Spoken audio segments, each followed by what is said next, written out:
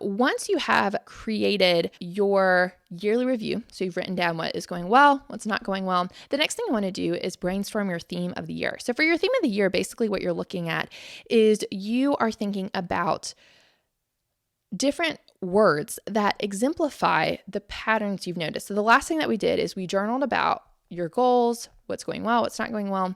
And then what you want to do is you want to think about, okay, what word would represent this? If you are noticing that you really want consistency in certain areas of your life, consistency could be that word. It could be intentional. It could be goals. It could be dreams, or it could be a specific thing. Maybe the name of your family. Maybe it could be setting your ideals, living up to your ideals, a consistent schedule. Whatever that is, you're going to brainstorm one word that sums up all of this area. And then the thing that makes the theme of the year different from a word of the year is that you take that word and then you brainstorm, okay, what do I really want to do with this word? If you said your word is consistency, what are you being consistent about?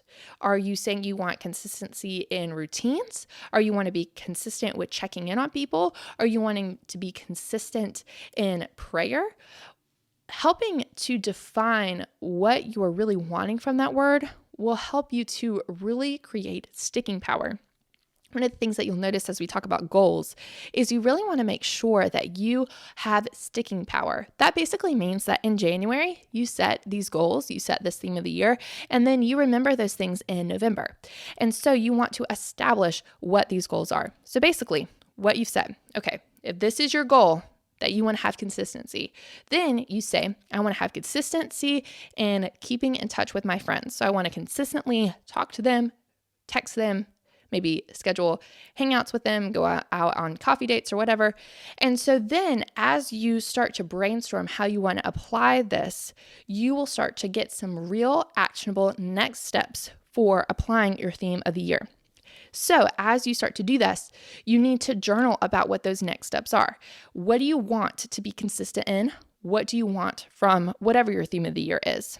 And then the last thing to do is you want to pare down your theme of the year to a one-sentence statement. And it's important to be specific about this because you want to ultimately remember or memorize your theme of the year. So you need to be really specific about what you want for it. You don't want it to be this really kind of long, drawn out thing of something that you really don't understand or don't really remember because you've just journaled about different areas and you just kind of gotten distracted. So make sure that you get one sentence. For me, what my theme of the year was is I thought about the word spontaneous. Now, the reason why I thought about this is that I've been focusing a lot on habits. And so habits are something that you do spontaneously. You do them without thinking about it. You do them automatically. And so I took the word spontaneous.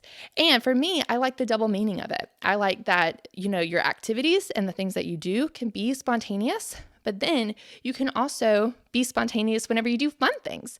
And so I enjoy the fact that there's two different areas with this. So what I journaled about is that I want to be spontaneous with the things that I have to do with my habits. I want to do them without thinking about them. And then I want to do that so that I have room in my life to be spontaneous. And so my theme of the year is I want my habits and routines and everyday to-do list to be spontaneously done, so that I have room for the spontaneous activities that bring me joy. So once you've developed that one-sentence statement, the last step that you need to do is give yourself some next actions. The first thing that I would do is write it down. And you can write it down in your journal, or you can just go and write it down, in little note cards, stick them around your house, and then spend the next 2 weeks really just focusing on memorizing that thing. The reason why is, again, you want to remember your theme of the year in December that you created in January. And so after you memorize it, you want to create habits in your life to pray about it regularly. Maybe find some blogs and podcasts about it, books about it, try to research it, grow in your learning about it. If I know that I want to be spontaneous, there's 2 meanings for that, like I talked about. And so I could learn a lot more about habits. And then I could also learn about different fun things to do.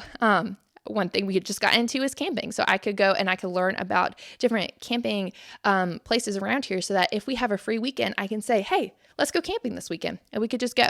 So being able to research and look into these things a little bit more deeply will just help you to have that sticking power that you want. The last thing that you need to do is you need to have quarterly journaling sessions. Now, you could do this monthly or even weekly, but I would recommend quarterly just because that way you are remembering to go back to it.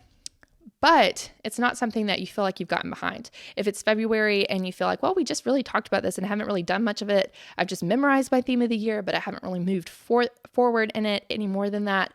Then doing it quarterly can kind of free up some time where you don't feel like you get behind. And you could do it anytime in that quarter. And again, your quarterly reviews, what you'll do is you'll just write down your notable happenings, and then you'll talk about what has been going well, what's been going poorly, and what you want to improve. So if you would like to get a guide to create your theme of the year, you can visit the blog at amorebeautifullifecollective.com. And I hope you'll join me for the next episode.